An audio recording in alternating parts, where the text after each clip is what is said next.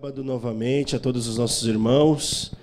Quero começar dizendo que a professora Jo é uma criminosa, é alguém do Estado Islâmico, pois ao mostrar essas fotos de hambúrgueres, cachorro-quentes, essas coisas aradas todas que ela mostrou aí, ela está fazendo um verdadeiro atentado contra aqueles que estão jejuando. Então, professora Jo, não faça isso em 10 horas de jejum. Faça em outro momento, vai acabar com as nossas resistências. Isso é teste da fé mesmo, né? Colocaram aqui a árvore do conhecimento do bem e do mal. Aqui na frente, né? Tá de brincadeira, professora. Quer acabar com o povo. Irmãos, estamos encerrando 10 dias de oração, 10 horas de jejum. Não sei quantos estão jejuando. Para quem está jejuando, continue firme na meta de você alcançar a finalização do seu jejum. E aqueles que não estão jejuando, continuem na busca da oração, do poder de Deus na vida de cada um de vocês também. Eu quero começar as considerações dessa manhã perguntando assim, vocês conhecem uma pessoa chata? Conhece? Por favor, não quero te expor. Por favor, não quero te expor, só aponta pro chato. Brincadeira. Você já foi vítima de uma coisa assim, ó, por exemplo, que as pessoas fazem, quando você está olhando para frente, a pessoa fala assim, Felipe, aí você vira dar dedada assim, na bochecha, já vi isso, olha para frente, Felipe, vai para frente. Felipe, já foi vítima de uma coisa assim? Tinha um amigo meu na escola que ele fazia isso o tempo todo. O tempo todo. Colocava lá e você estava distraído, prestando atenção na aula, daqui a pouco ele falava, Miguel, tum, aquela dedada na bochecha. Rapazinho chato. Inconveniente. Os chatos, eles são pessoas assim que eu posso dizer com toda certeza que são perseverantes, né? Porque eles têm um objetivo. O objetivo dele é te tirar do sério, custe o que custar. Não é verdade? Mas ele não quer ser só chato, ele quer fazer você sair do sério. Ele quer tirar você. Nós somos professores, eu e a Jo, na escola. Jo, você dá aula em Rio Claro também? Dá. Dá aula para o Ensino Fundamental 2? Então, a Jo, ela conhece o Vitor. O Vitor do 9º ano. Ela conhece o Vitor do 9º ano. Um aluno muito querido. Muito bonzinho. Mas, gente, ele para você no final da aula e te pergunta toda a sua vida. E você fala, acabou, Vitor? Acabei. Quando você vai embora... Não, professor, peraí, mais uma pergunta. Tá bom. Acabou, Vitor. Não, professor, mais uma pergunta. Acabou, Vitor. Não, professor, mais uma pergunta. Vitor, você é muito chato, Vitor. Eu falei pra ele, você é muito chato, Vitor. Deixa eu ir embora, minha mãe está me esperando. Não, professor, só mais uma pergunta. Ele ficou me atazanando a paciência até o momento que o monitor teve que vir lá do portão. Vitor, o que você está fazendo aí dentro? Eu estou conhecendo o professor. Sua mãe está te esperando lá já faz 10 minutos, Vitor. Vai embora, Vitor. Então é assim, se você dá corda pro Vitor, ele leva você na conversa e você vai embora. E ele é o chatinho de galocha, mas é um menino muito bonzinho. Tá? Por favor, não pense mal do Vitor, ele é muito bonzinho. Ele com certeza fez isso aí com o professor Jo. Ele faz isso com qualquer pessoa nova que aparece na escola, ele para e descasca para perguntar de tudo. Pessoas chatas são, ao mesmo tempo, pessoas perseverantes. Ao mesmo tempo que ele tem uma qualidade ruim, ele tem uma qualidade boa, que é perseverança. Se bem que a perseverança dele é aplicada para a prática ruim. E eu quero falar para vocês sobre uma pessoa chata, eu quero falar para vocês sobre uma pessoa humilde, e eu quero falar com vocês sobre uma pessoa de fé. Essas 3 pessoas, elas têm as características que Deus atende às orações. E eu quero convidar que você abra sua Bíblia em Lucas capítulo 18. Em Lucas capítulo 18 você vai conhecer uma pessoa chata. A pessoa chata. No último culto que nós tivemos, eu preguei e falei sobre sogra, né, rapidamente, para muitos. Lucas 18. Geralmente a sogra é tida como chata, né? Para a sogra, a nora é a chata. Então, é um relacionamento muito interessante de família. A disputa é para ver quem é mais persistente das duas, né? Quem for mais persistente, mas como a sogra tem mais experiência, ela consegue ser mais persistente. É assim que funciona. Lucas 18 fala para a gente de uma pessoa chata. Uma pessoa insuportavelmente chata. E é a parábola que Jesus ele conta para nós sobre a parábola do juiz iníquo, certo? Só que o foco, em primeira instância, não é nele, mas é na viúva. Pensa numa mulherzinha que incomoda todo mundo, né? Lembra daquela musiquinha, o elefante incomoda muita gente, 2, 3, 4 incomoda muito mais? Basta apenas uma viúva, ela incomoda sozinha, não precisa dos elefantes junto. Disse ali, Jesus disse-lhes uma parábola sobre o dever de orar sempre e nunca esmorecer. Então esse é o objetivo da chatice dela, tá vendo? Havia em certa cidade um juiz que não temia Deus e nem respeitava homem algum. Havia também naquela mesma cidade uma viúva que vinha ter com ele, dizendo, julga minha causa contra o meu adversário. Até aí tudo bem. Ele por algum tempo não a quis atender, mas depois disse consigo mesmo, bem, eu não temo a Deus e nem respeito a homem algum. Todavia, como esta viúva me importuna, chatinha, julgarei a sua causa, para não suceder que, no fim, ela continue a me molestar. Chata não era chata. 2 palavrinhas. Ela me importuna e ela vai continuar a me molestar. Então, ô mulherzinha difícil, né? Casca de ferida, que não quer cicatrizar. Brabo demais. Aí ele continua dizendo, então disse o Senhor, considerai no que diz este juiz iníquo. Não fará Deus justiça aos seus escolhidos, que a ele clamam dia e noite? Embora pareça demorado em defendê-los, digo-vos que depressa lhes fará justiça. Contudo, quando vier o Filho do Homem, achará porventura fé na terra? Então, meus irmãos, aqui vamos contextualizar um pouco esta parábola. Aqui está falando de 2 pessoas participantes dela, 2 personagens. O primeiro é um juiz e a outra era a viúva. Um era detentor de toda a autoridade e os direitos que existiam no antigo Israel. Assim eram os juízes. Os juízes se relacionavam, determinavam e mandavam o que devia acontecer ou não para com o povo. Então eles tinham essa autoridade. Só que esse juiz aqui, diz a palavra de Deus, era um juiz que era iníquo. Era um juiz que ele não respondia os seus atos para com Deus. Ele não estava interessado, ele estava interessado em si mesmo. Ele estava interessado nas suas coisas. E a segunda personagem é a viúva. A viúva no antigo Israel, nessa ilustração, era uma mulher desprovida de todos os direitos. Tanto que quando nós lembramos da tristeza copiosa da viúva de Naim, porque o seu único filho tinha morrido, quando Jesus se aproxima do esquife, daquele jovem que havia morrido, Jesus ele não perde tempo em ressuscitar esse jovem. Porque Jesus ele compreendeu que na situação daquela viúva, ela precisava de um homem na casa dela para lhe restituir os direitos, para que ela continuasse sobrevivendo. Assim nós vemos a história quando Elias aparece para a viúva de Sarepta, que estava no fim de sua comida. Assim nós vemos a história também de Ruth, quando a sua sogra, ela perde seu marido, perde seus filhos, tem que voltar para a casa dos seus parentes a fim de conseguir alguma coisa.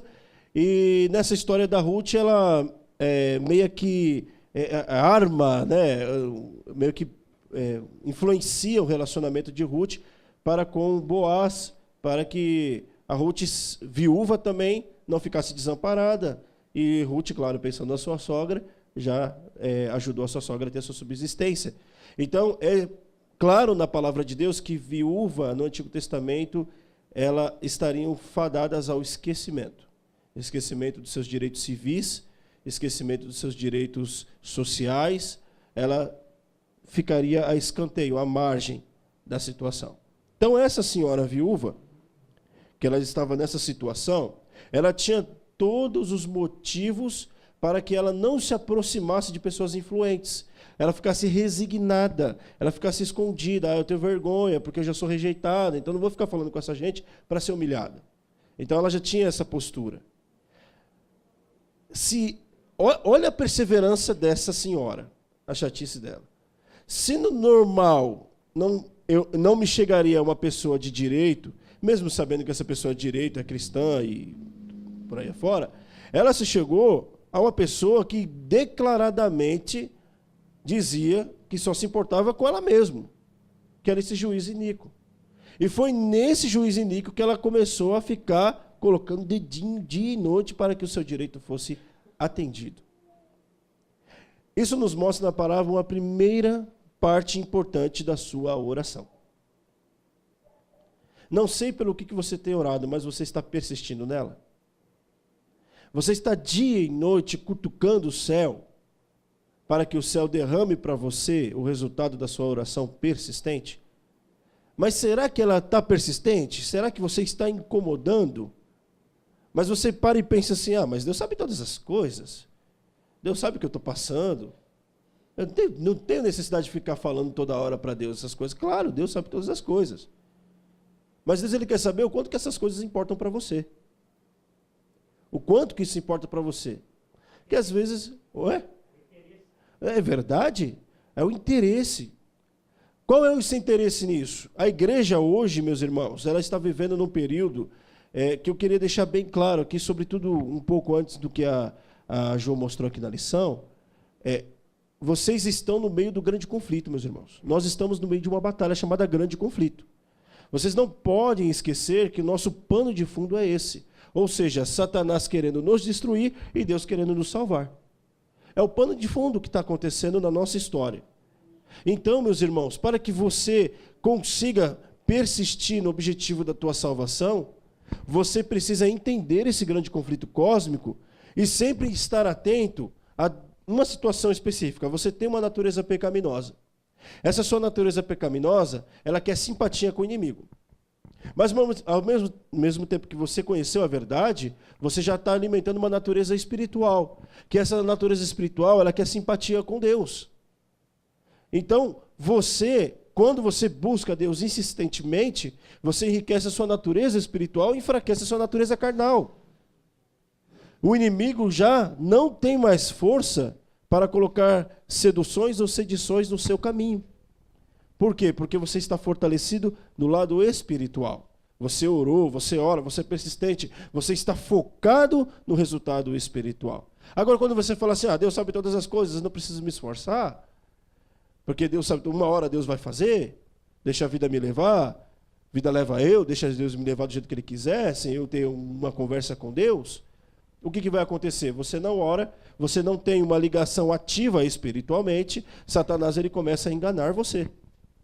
Aí ele começa a colocar situações no seu caminho para que você começar a perceber que você está sendo atendido por Deus, mas na verdade você não está. Um exemplo. Alguns anos atrás na igreja, teve um movimento da iluminação mental na oração. Não sei se vocês pegaram, não sei se chegou esse negócio aqui em Araras. Não sei se chegou. Não é. Aconteceu o seguinte. Algumas pessoas chegaram nas igrejas palestrando uma ideia sobre a oração que era originária dos Quakers. Os Quakers foram um movimento puritano, religioso, do século XVIII. Né? Quando você compra aquela veia Quaker, lembra aquela veia Quaker?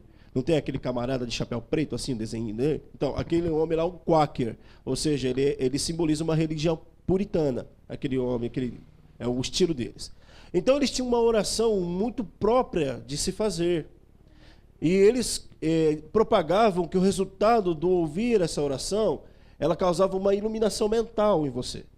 Então, quando você estivesse orando, isso aconteceu na minha igreja há uns 15 anos atrás, mais ou menos. O pessoal começou a pregar que você devia orar. E você estando orando, concentrando, daqui a pouco você ia sentir na sua mente como que um clarão, como que uma luz iluminando a sua mente, né?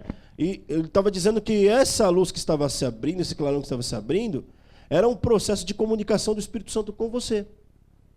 Era uma sensação maravilhosa, dizia aqueles que experimentaram. Uma sensação fantástica.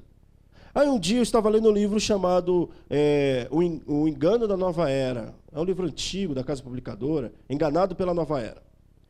Interessante nesse livro Enganado pela Nova Era, que o autor do livro, ele falou que ele fazia esta oração.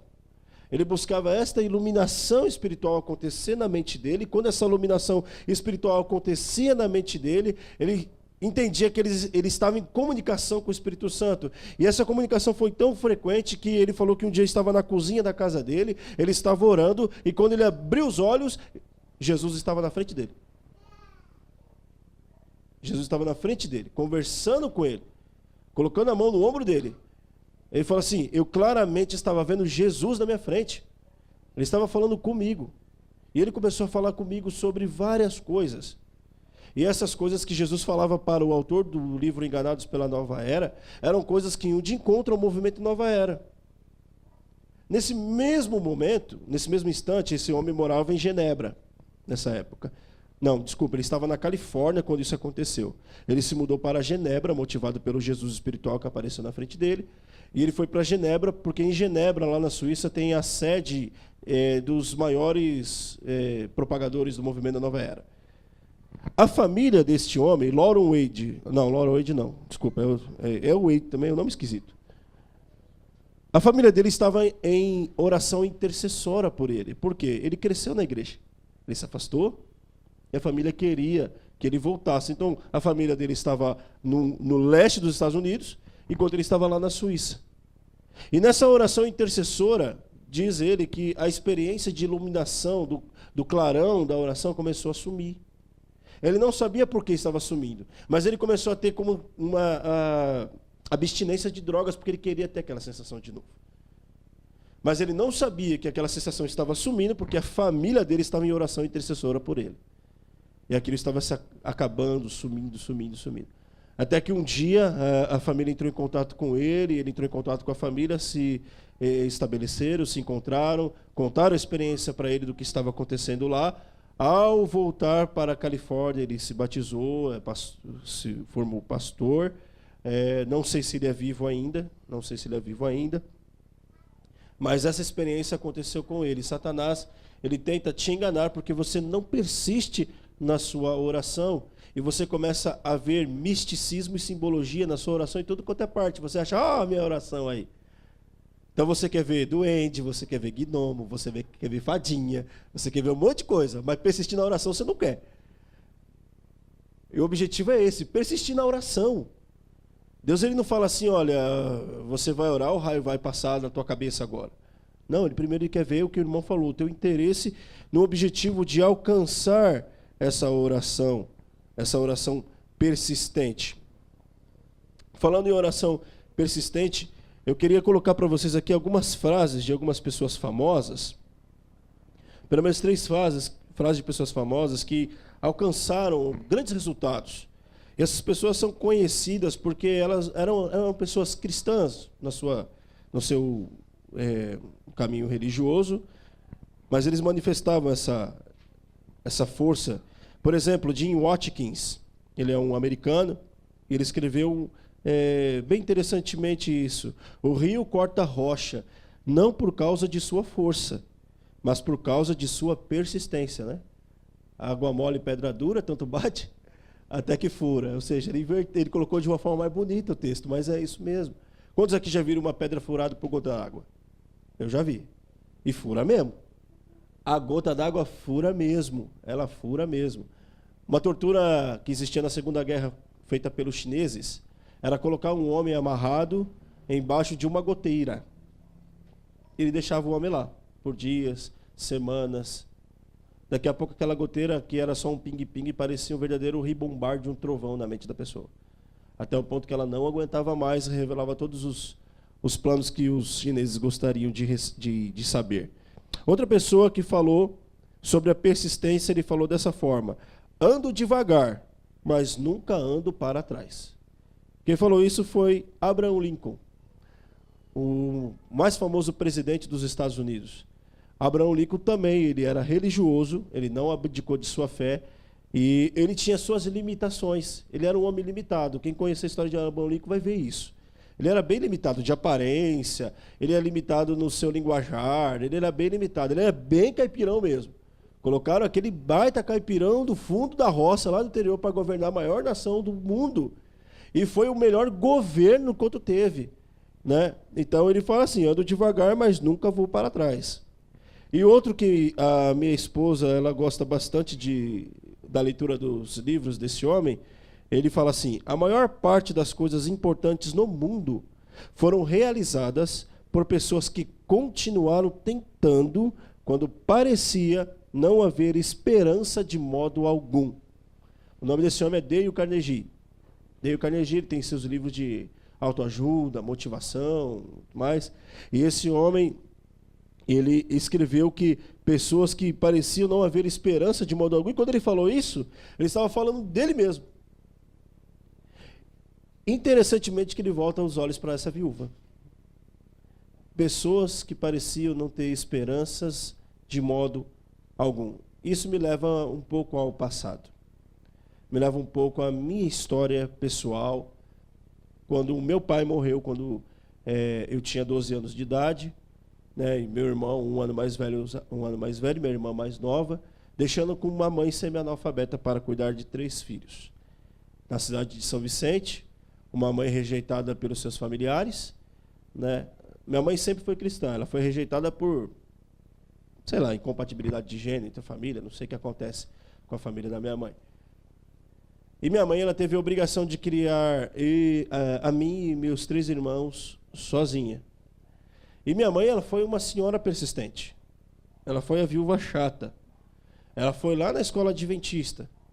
Um dia teve um sermão na nossa igreja e veio o diretor da escola adventista, o nome dele é Germano, muito conhecido como Montanha, alguns, não sei se alguns conhecem aqui, mas um homem assim de uma simplicidade tremenda, um homem de 3x4 assim, de altura, né? Parece, lembra daquele desenho do Pica-Pau? Não tem aquele Leôncio, sabe aquele leão marinho? Ele é igualzinho, pensa, é igualzinho, o Germano é igualzinho, o Leão Maria, aquele Leôncio, igualzinho. E ele foi pregar lá na igreja e falou sobre os benefícios da educação adventista e que a educação adventista era uma grande coisa para os seus filhos e que todos aqueles que pudessem colocar os seus filhos na escola adventista, colocassem. E aqueles que tivessem dificuldade, vai lá, a gente conversa e vê o que a gente faz. E minha mãe, ela se agarrou nessa aqueles que tiverem alguma coisa, dificuldade, vai lá e vê o que faz. Ela agarrou nesse negócio aí e foi. É nisso aí que eu vou basear a minha fé. E foi. E conversou e pleiteou com o diretor Montanha. E pela graça de Deus, eu e meus irmãos estudamos na época, né? Era ensino Fundamental 1 e Fundamental 2, né? Não tinha ensino médio naquela época na escola adventista. Nós estudamos gratuitamente na escola adventista até a conclusão do ensino Fundamental 2. Né? Então, foi uma bênção na nossa vida essa disposição da minha mãe brigar por um direito da gente ser educado. Então, eu quero mostrar uma coisa para vocês. Nada é impossível para aquela pessoa que realmente tem persistência. Nada é impossível. Muitas pessoas, quando leem esse texto aqui, eles ficam confusos, porque Deus parece que está sendo comparado a um juiz iníquo. Então, a pessoa pensa assim, nossa, Deus é um juiz iníquo? É isso que você está dizendo? Não, não é isso que estou dizendo aqui, meus irmãos. Estou dizendo que Jesus está informando aqui para a gente o seguinte, que se o persistente consegue tirar benefício de um cara que é ruim, quanto mais o persistente não vai conseguir tirar o benefício de alguém que é bom. É bem mais fácil. O problema é que a gente para no meio do caminho. Uma ilustração muito interessante feita numa palestra motivacional conta a história de uma mãe que tinha um filho drogado na sua casa. E o rapaz, ele não se recuperava por nada nesse mundo. E essa mãe falou assim, eu vou entrar numa batalha de oração para salvar meu filho. E orava, e orava, e orava, e orava, e nada. E não via resultado, e não via resultado, e não via resultado, e não via resultado. Um dia ela chegou, estou cansada de orar, não vejo nada acontecer na vida do meu filho. O que eu vou fazer agora? Eu vou parar de orar. Ela pensou, não vou orar mais. Na oração, ela ajoelhou lá, Senhor, olha, eu não vou orar mais pelo meu filho, porque o Senhor não me escuta, o Senhor não me ouve, estou pedindo uma coisa que é boa, não estou pedindo coisa ruim, então parei, não quero mais conversar com o Senhor. Se o Senhor não faz nada aí, mata, e meu filho morre, e sei lá o quê, para acabar com esse sofrimento. E ela parou de orar. Ela não quis mais orar. 3 dias depois, ela estava fazendo um café da manhã, preparando lá, e o seu filho acorda do quarto, senta na mesa, sonolento ainda, mãe, eu tive um sonho esquisito. Ela falou, é mesmo, meu filho? Me conta. Eu tive um sonho assim, ó, parecia que eu estava no céu, assim. Tinha uma fila muito grande, assim, ó, de um monte de gente, assim, todo mundo vestido de branco, mas era quilométrica a fila, assim, Sabe, mãe? E me colocaram do lado de um anjo que estava num balcão, parecia um balcão. E eu vi a senhora lá no fundo, no sonho. E à medida que ia passando o tempo, eu vi a senhora se aproximando. E a senhora veio chegando perto. E a senhora veio chegando perto. Quando tinha uma pessoa só na frente do balcão, falando com o anjo, porque a pessoa falava com o anjo abria uma porta, uma cancela, a pessoa entrava lá para dentro. Quando tinha uma pessoa aqui, e a senhora era a segunda a ser atendida, a senhora saiu da fila e foi embora. O que aquela mãe voltou a fazer? Voltou para o final da fila, mas continuou orando. Então, ilustração de uma palestra interessante que você não tem que parar de orar. Uma hora a sua oração vai ser atendida. Pode ser hoje, pode ser amanhã, pode ser daqui a 50 anos, pode ser daqui a 10 anos. Meu irmão, se o motivo é justo, não desista dele. Continue pleiteando com Deus, Deus ele vai responder para você. Um homem que sabe bem isso se chama Charles Miller. Charles Miller ele viveu na virada do século XVIII. Esse homem, Charles Miller, é conhecido por ser o homem que anotou 50.000 orações respondidas por Deus. 50.000. Pesquisa lá na internet, você vai ver a história fantástica de Charles Miller. Charles Miller era um beberrão, trapaceiro, era tudo que não prestava. Só que um dia Charles Miller, aos 21 anos, ele participou de uma reunião de pequeno grupo. E nessa reunião de pequeno grupo ele se converteu a Deus. E ao se converter a Deus, ele resolveu que a vida dele seria pautada única e exclusivamente por Deus. Ele abriu o orfanato. E nesse orfanato ele cuidava daquelas crianças que ficavam abandonadas ali por Londres, pela Inglaterra. Um dia, Charles Miller ele ficou sem mantimento nenhum no seu orfanato. Não tinha nada no seu orfanato. E Charles Miller ele juntou as crianças e falou assim: crianças, pela experiência que eu tenho com Deus, vamos orar que Deus vai mandar comida para vocês comerem. E nessa que eles estavam orando, Senhor Deus abençoe a gente, estamos precisando de comida agora, as crianças estão com fome. Ele escuta um barulho na porta, como se alguma coisa estivesse quebrando. Quando ele abre a porta, ele vê que o carro que carregava pão e leite para distribuir na cidade tinha quebrado na porta dele, a carroça. E o rapaz desesperado, né, o entregador de leite, falou assim: isso aqui tudo vai estragar se não tomar logo. O senhor aceita o senhor tomar esse leite, comer esse pão? Aí ele falou: eu e minhas crianças. Ah, então quantas crianças o senhor tem? Porque acho que é muito leite, vai estragar. Não, fica tranquilo, aqui tem mais de 200 crianças, não vai sobrar nada. E entregou lá e ele conseguiu ter essa oração respondida. Uma outra oração de Charles Miller foi quando ele estava atravessando, acho que o Canal da Mancha, que tem lá. E esse canal ele é conhecido porque tem um nevoeiro muito intenso. E ele precisava chegar rápido no outro lado do canal para fazer algum trabalho, que ele precisava urgentemente. E o nevoeiro intenso impedia a locomoção, o navio, de chegar do outro lado. O comandante chegou do navio, foi lá no convés, bateu na porta dele: olha, senhor Charles, nós não conseguiremos chegar a tempo, então, infelizmente, a gente vai atracar o barco e vai esperar o nevoeiro passar. Ele falou assim: ajoelhe aqui comigo. Senhor Deus, eu tenho um compromisso, esse capitão também. O que esse nevoeiro está me atrasando, está atrasando o capitão. Por favor, se o senhor vê justiça em nosso caminhar, limpe esse nevoeiro para que nós prossigamos a nossa viagem e sua vontade seja atendida do outro lado. Depois que ele levantou da oração, ele simplesmente olhou para o capitão: segue em frente com o barco, não tem mais nevoeiro. Ah, sai desse jeito, Charles Miller. Vai lá ver então. Quando o homem sobe lá no convés, o céu limpo como se tivesse uma nuvem só sequer no céu, com 1 minuto de oração.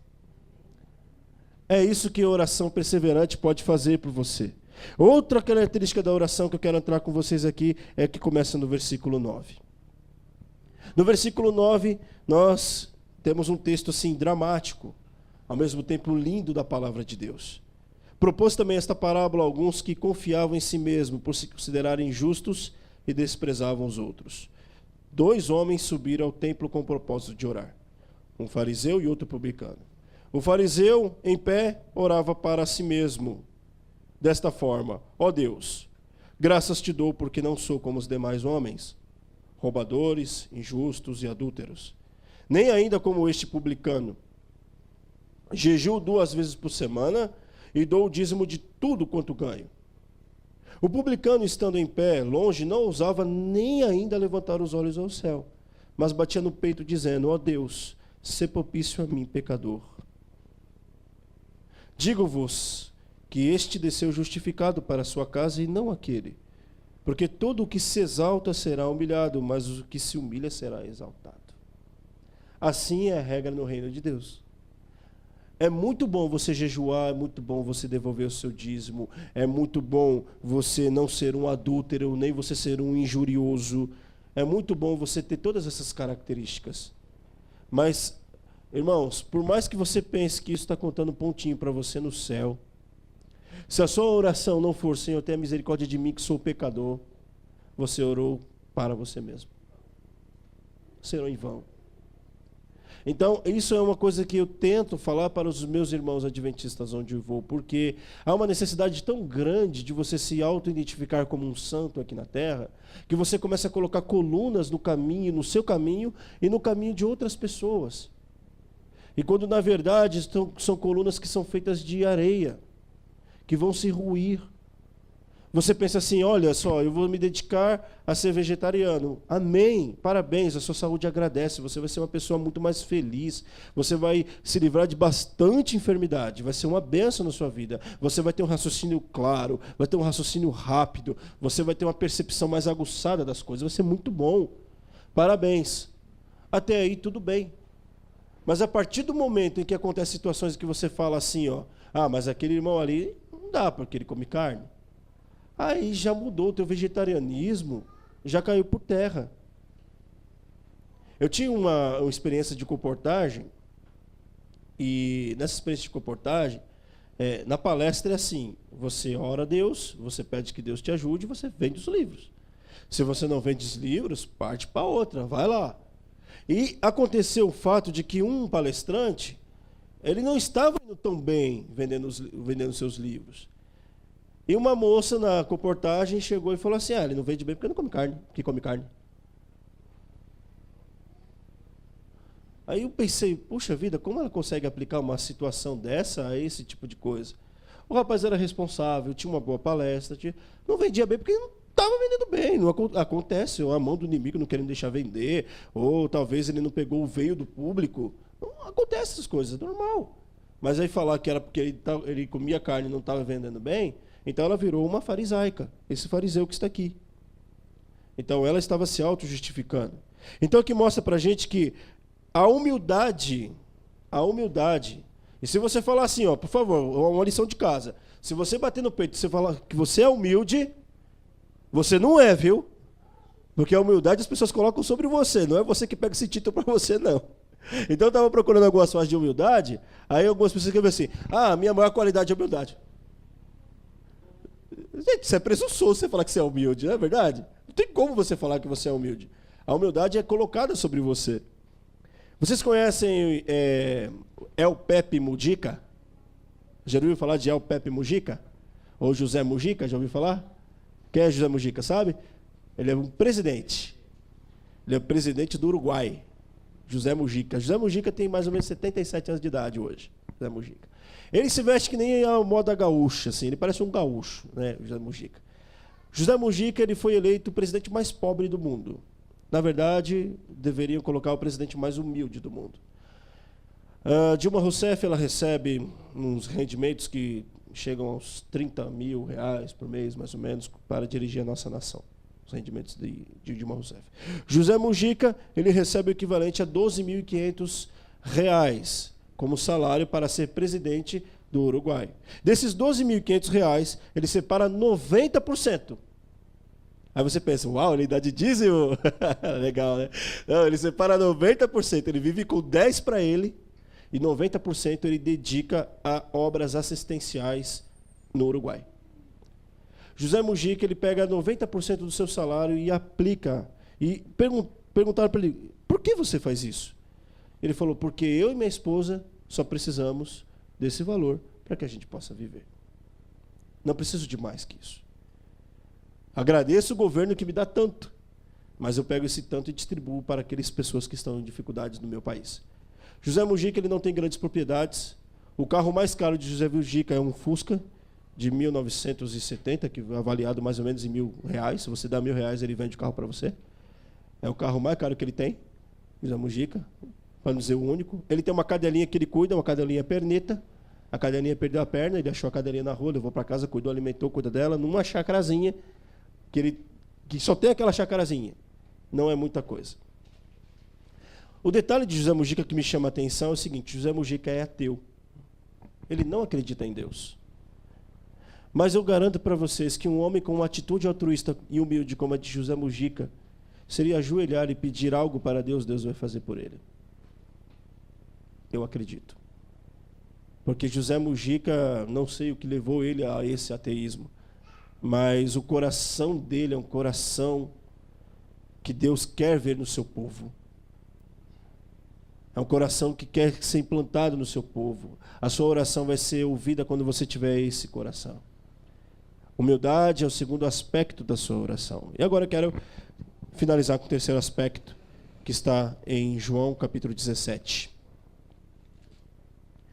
João capítulo 17. João capítulo 17 nós encontramos a oração sacerdotal do nosso Senhor Jesus. É uma oração longa, ela é dividida em 3 partes. Jesus ele vai orando por cada situação específica, mas a oração a qual eu quero que você se foque, ela está no verso 20. No verso 20. Jesus, ele orando, ele fala assim: não rogo somente por estes. Estes seriam os seus discípulos que ali estavam com ele, mas também por aqueles que vierem a crer em mim por intermédio de sua palavra. Aqui Jesus fez uma oração de fé, porque ele fez uma oração que atravessou o tempo. Ele fez uma oração que alcançou você. Você está aqui por causa desta oração de Jesus. Ele orou por você há 2000 anos atrás. Ele, com os olhos da fé, os olhos proféticos da fé, ele viu você se convertendo. E ele está rogando por você. Ele começou a rogar por você lá atrás, porque ele sabia que você precisaria dessa oração dele para que você estivesse salvo hoje no reino de nosso Senhor Jesus. Qual é a característica da oração da fé? Hebreus 11 nos fala sobre isso. Abra lá em Hebreus 11, meus irmãos. A característica da oração da fé é que se encontra em Hebreus 11, capítulo 1. Essa oração que Jesus fez, dizendo assim: ora, a fé é a certeza de coisas que se esperam, a convicção de fatos que não se veem. Então essa oração, primeiro, a convicção de coisas que se esperam. O que você espera de Deus? Você está esperando alguma coisa de Deus? Esse esperar é algo que você está vendo. Você está esperando algo que você está vendo? É um direito, é uma causa em justiça, como todo mundo costuma falar hoje em dia, é um crescimento da sua igreja, é o batismo de familiares, que você está vendo que vai acontecer, é pessoas que estão fazendo estudo bíblico, que você está vendo que está se encaminhando para o batismo. Então, a fé que você tem, ela te dá a convicção de que ela vai se batizar, é a certeza de coisas que você está vendo. Mas também a fé, ela atinge o outro espaço, coisas que você não está vendo. E é por isso que Charles Miller orou por 50 anos, porque tinham coisas que Charles Miller ele não estava vendo. Mas ele continuou persistindo no objetivo daquela oração, que é talvez a cura de uma enfermidade, que quando o pessoal médico bate no ombro e fala assim, infelizmente, é terminal. Você não consegue ver a cura. Você administrou todos os remédios possíveis. Mas a oração da fé, quando ela se baseia no fato que você não vê a cura, mas você confia naquele que efetuou a cura. Ela faz isso. Então, Hebreus 11, ela mostra que a convicção de fatos que você está vendo, de fatos que você espera, e a certeza de fatos que você não vê, a oração da fé faz você crer que tudo vai acontecer. E pela graça de Deus acontece. Primeiro porque a oração é persistente, ela é humilde e ela é carregada de fé. Fé naquele que faz a oração. Mas você não pode cometer um pecado quando você ora dessa forma. Qual que é o pecado? O pecado está escrito no livro de Tiago. Tiago, no verso 5, capítulo 1, verso 5, há um pecado que na sua vida de oração você não pode cometer. É claro, você tem que não deixar de ser persistente, você tem que não deixar de ser humilde, você tem que não abandonar a sua fé, mas Tiago é mais claro quando ele fala assim no versículo 5, ó, se porventura algum de vós necessita de sabedoria, Peça a Deus que a todos dá liberalmente e nada lhes impropera, e se lhe há concedida. Peça, porém, com fé, em nada duvidando. Peça com fé, em nada duvidando. Você está concluindo 10 dias de oração. Nessa tarde, conclui-se 10 horas de jejum. O objetivo principal de 10 dias de oração e 10 horas de jejum, principalmente, é para que a Igreja de Cristo tenha o poder do Espírito Santo para concluir a obra que precisa ser concluída para a volta de nosso Senhor Jesus Cristo. É para receber o poder do Espírito Santo. E você não pode duvidar que esse poder está sobre você. É interessante porque muitas pessoas duvidam disso. Duvidam disso e acabam vivendo uma vida cristã sem aquele colorido que o Espírito Santo pode dar para você. Porque o objetivo dessa semana é você orar para receber esse poder. Ora, você pensa assim, o Espírito Santo vai me dar, então eu vou gritar, eu vou soltar raio pelos olhos. Não, irmão, por favor, não entre nesse engano. O Espírito Santo, ele batiza você e promove impulsos de boas obras, impulsos de reavivamento, de reforma na sua vida. Sabe aquele insight que você está na sua casa, aí você está lá, você dá uma paradinha, você olha aquele programa de televisão, aí você pensa, puxa vida, que programa ruim. Por que eu continuo vendo essas coisas? Isso é o insight do Espírito Santo. Ele está dizendo para você assim, está na hora da mudança, está na hora da virada, está na hora de você ter meu poder. Quando você está se alimentando e você pensa, nossa, como eu como fora de hora, como eu como muito, como eu exagero, fico estufado. O Espírito Santo te dando mais um insight. Olha, vamos mudar essa alimentação, porque eu preciso da tua disposição para você trabalhar melhor. Ou quando você está sentado no portão da sua casa e você começa a olhar para os seus vizinhos, puxa vida, olha só, queria ter coragem de pregar para o vizinho, queria ter coragem de pregar. Naquele momento o Espírito Santo já estava começando assim, ó, levanta e vai, meu filho, levanta e vai que a obra vai ser feita. Isso é a sua confiança no poder do Espírito Santo sobre você, fé nele. Ele vai efetuar. É isso que nós precisamos começar a entender. Esses insights, essas iniciativas do Espírito Santo é que vão conduzir a gente ao reavivamento espiritual que nós oramos nessa semana inteira. E é isso que vai acontecer na sua vida quando você buscar a Cristo em oração. Quero aqui finalizar, meus irmãos, com duas citações. Uma é de Atos dos Apóstolos, na página 564, e a outra de Caminho a Cristo, na página 95. Diz assim: a oração é ordenada pelo céu como meio de alcançar êxito no conflito com o pecado e no desenvolvimento do caráter cristão. As influências divinas que vêm em resposta à oração da fé produzirão na alma do suplicante tudo o que ele pleiteia. Podemos pedir o perdão do pecado, o Espírito Santo, a natureza cristã, sabedoria e força para a sua obra. Todos os dons, enfim, que ele prometeu, a promessa é: recebereis. Amém? A promessa é que se você pedir, você vai receber. É muito bom você ter certeza de que Deus vai te dar essas coisas. E a segunda citação é assim, ó: a oração é a chave nas mãos da fé para abrir o celeiro do céu, onde se acham armazenados os ilimitados recursos da onipotência. Então Deus tem um celeiro grande lá no céu, que a chave está na sua mão, porque a fé quem faz é você, a fé quem escolhe exercitar é você. E quando você ora com fé, essa chave vai até o celeiro do céu, como se seu braço esticando até lá, colocasse lá e abrisse aquela porta e caísse todas aquelas bênçãos sobre você. Pensa um banho de bênção cair no celeiro. Sabe, meus irmãos, a oração da fé, ela abre os recursos da onipotência. A onipotência, o que significa onipotência? Recursos do Todo-Poderoso na sua vida. Não há nada que ele não possa fazer. Não há nada que ele não possa alcançar. Não há nada que ele possa fazer por você. Só que você tem que estar atento para esses detalhes. Persistência, humildade e fé. Persistência, humildade e fé. é o que você precisa ter para você estar de acordo com a oração do Onipotente.